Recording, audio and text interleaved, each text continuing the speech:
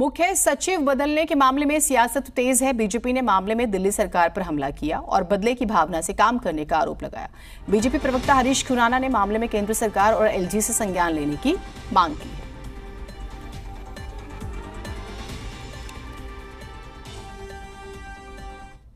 Supreme court से transfer posting की 11 मई के बाद उन्होंने अपना रंग दिखाना शुरू कर दिया है। जब मैं बोलता हूँ रंग दिखाना शुरू कर दिया कि उन्होंने साफ कह दिया था 11 तारीख को ही प्रेस कॉन्फ्रेंस के माध्यम से कि वो तमाम अफसरों को अब ट्रांसफर करेंगे और एक नया उद्योग खोल देंगे। अब जिस प्रकार से पहले अपना एक अफसर की ट्रांसफर हुई, दूसरा विजिलेंस ऑफिसर की जिस प्रकार से सेक्रेटरी की ट्रांसफर की बात आई और आज चीफ सेक्रेटरी को ट्रांसफर करने के लिए बोल दिया, ये सब दिखाता है कि वो बदले की कार्रवाई करना चाह रहे हैं। और मुझे लगता है कि अब सरकार को, केंद्र की सरकार को और लेफ्टिनेंट गवर्नर साहब को भी इसका संज्ञान लेना चाहिए और इस तरह की जो नापाक हरकतें ये लोग करना चाहते हैं कि अपने ऊपर भ्रष्टाचार के तमाम इंक्वायरी को दबाना चाहते हैं, वो इनको ना होने दें, हमारा ये कोई लगता है। मेरे साथ दो सहयोगी जुड़े हुए हैं, उन्हें भी जोड़ते हैं और फिर हम इस पर बातचीत करेंगे क्योंकि चीफ सेक्रेटरी को लेकर उनका रोल बहुत महत्वपूर्ण होता है। तरुण भी हमारे साथ हैं, बलराम भी। बलराम, यूं तो इस साल के अंत में रिटायर हो ही रहे हैं, सेवानिवृत्त हो ही रहे हैं नरेश कुमार, लेकिन सरकार ने अगर ये रिक्वेस्ट डाली है तो उसका कारण क्या रहा?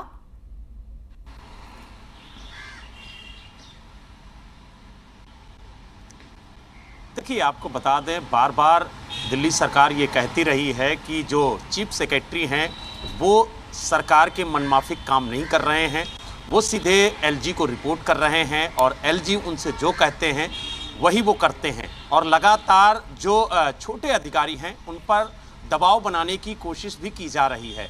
यही वजह है कि जैसे ही सुप्रीम कोर्ट का फैसला आया कि अब प्रशासनिक सेवाओं का जो नियंत्रण है वो दिल्ली सरकार के पास होगा, उसके बाद उन्होंने आज जो दिल्ली के वर्तमान चीफ सेक्रेटरी हैं नरेश कुमार, उनको हटाने की सिफारिश की और साथ ही नए चीफ सेक्रेटरी का नाम भी प्रस्तावित किया पीके गुप्ता के तौर पर। आपको बता दें, नरेश कुमार अप्रैल 2022 में दिल्ली के चीफ सेक्रेटरी बने थे और उसके बाद से लगातार दिल्ली सरकार उन पर आरोप लगा रही थी कि वो सरकार के मनमाफिक काम नहीं कर रहे हैं, सरकार को किसी बात की जानकारी नहीं दे रहे हैं, फाइलें सीधे वो एलजी को लेके जाकर दे रहे हैं और सरकार को दरकिनार कर रहे हैं। हालांकि जब ये अधिकार दिल्ली सरकार के पास आया कि वो अब प्रशासनिक सेवाओं पर अपना नियंत्रण रखेंगे और ट्रांसफर पोस्टिंग की जो सिफारिश है वो अब दिल्ली सरकार करेगी, यानी ये अधिकार पहले एलजी के पास था, लेकिन अब दिल्ली सरकार के पास आते ही उन्होंने सबसे पहले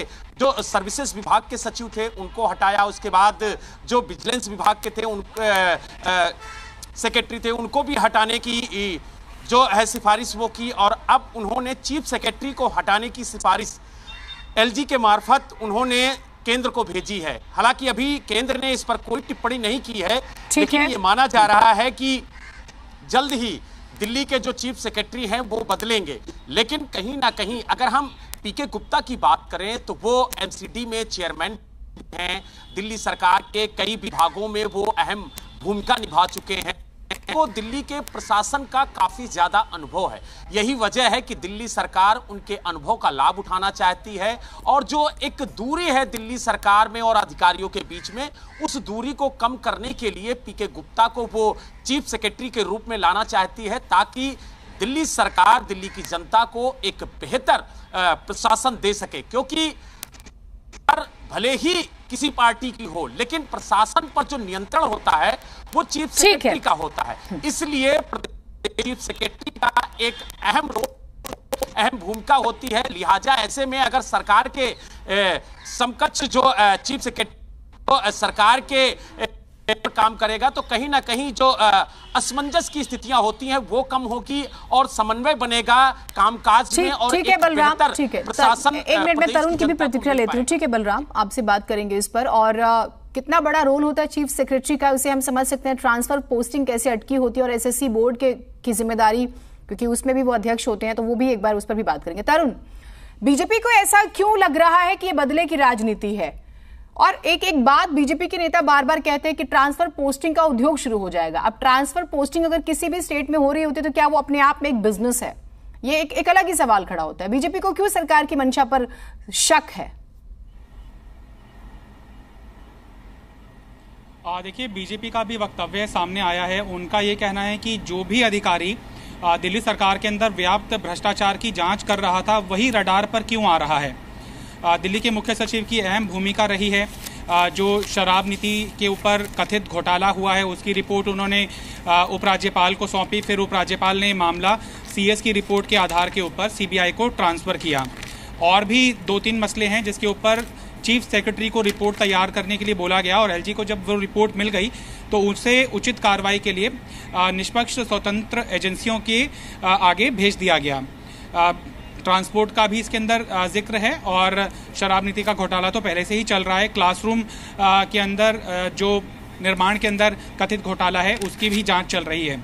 और लिहाजा बीजेपी उसे इस नैरेटिव के अंदर लाना चाहती है कि अधिकारी एक तरह से निशाना बन रहे हैं, चूंकि उन्होंने सरकार की निष्पक्षता के ऊपर सवाल उठाए हैं, या फिर ये कहें कि सरकार का भ्रष्टाचार जिन अधिकारियों ने उजागर किया था, उन अधिकारियों के ऊपर सबसे पहले गाज गिर रही है। शुरुआत इसकी सर्विस सेक्रेटरी के तौर पर हुई, और जिस तरह से मेरे वरिष्ठ सहयोगी जिक्र कर रहे थे बलराम कि विजिलेंस सेक्रेटरी और उसके बाद मुख्य सचिव, चूंकि एक जो थ्रस्ट एरिया था चुनी हुई सरकार का, वो ये था कि मुख्य सचिव सीधा उनको रिपोर्ट ना करके अधिकारियों से फाइल लेते हैं, और विभाग के मंत्री को ना पहुंचाकर फाइल सीधे उपराज्यपाल को पहुंचा दी जाती है। हालांकि सुप्रीम कोर्ट के 11 मई के आदेश के बाद क्या वही प्रथा मुख्य सचिव नरेश कुमार फॉलो कर रहे थे या नहीं कर रहे थे, ये अपने आप में एक अलग सवाल है। लेकिन अब चूंकि दिल्ली सरकार ने सिफारिश कर दी है, और इस सिफारिश पर पलटवार करते हुए बीजेपी ने एक बड़ा बयान दिया है। बीजेपी ने इस और इशारा किया है कि ये अब वक्त आ गया है कि सुप्रीम कोर्ट को स्वतः संज्ञान लेते हुए कि उनके एक फैसले का किस तरह से अनुचित तरीके से इस्तेमाल किया जा सकता है, किस तरह से ब्यूरोक्रेसी को आर्म ट्विस्टिंग का सामना करना पड़ सकता है। चुनी हुई सरकार की हाँ में हाँ मिलाने के लिए उनको नियम कानूनों को ताक पर रखने के लिए विवश होना पड़ सकता है। लिहाजा मनोज तिवारी का ये संकेत था कि कोई ना कोई ऐसा सामाजिक कार्यकर्ता इस मसले के ऊपर रिव्यू पिटीशन भी सुप्रीम कोर्ट के अंदर दाखिल कर सकता है। वीरेंद्र सचदेवा की तरफ से भी इस और इशारा किया गया कि सरकार को घेरने के लिए उनके पास और भी कई और रास्ते हैं। तो ये इस और इशारा कर रहा है कि आने वाले वक्त के अंदर जो न्यायपालिका से दिल्ली सरकार को एक बड़ी जीत हासिल हुई है, वो वापस से कानूनी दांवपेच का एक बड़ी चुनौती का सामना करती हुई दिखाई देगी। ठीक है, अब तो इस पर सियासी बयानबाजियां तेज भी हो रही है। आप दोनों का बहुत शुक्रिया, इस पर अपडेट्स हम आपसे लेते रहेंगे।